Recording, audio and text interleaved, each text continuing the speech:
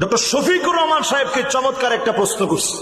প্রশ্নটা শোনার পরে আমি নিজে একেবারে বিশ্বাস করেন থমকে গেছি যে উত্তরটা কি দিবে।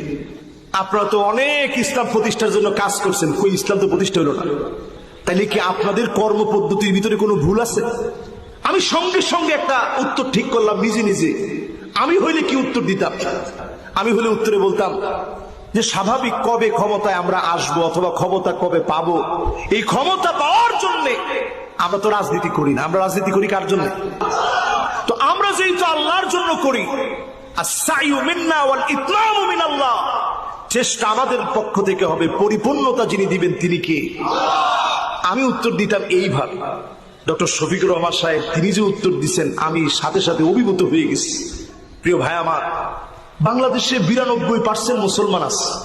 মুয়াজ্জিন যখন আযান দিচ্ছে, হাইয়া আলাস সালাহ হাইয়া আলাল ফালাহ বলে যখন ডাকতেছে, নামাজের দিকে আসেন, কল্যাণের দিকে আসেন বলে যখন ডাকতেছে, মুয়াজ্জিনের আযানের ভিতরে কি কোনো ভুল আছে? মুয়াজ্জিনের আযানের ভিতরে কোনো ভুল নেই। 92% মুসলমান সবাই এটা গ্রহণ করে নেয় নাই। ঠিক তদ্রুপ ইসলাম প্রতিষ্ঠার জন্য যারা ডাকছে তাদের ডাকের ভিতরে কোনো ভুল নেই।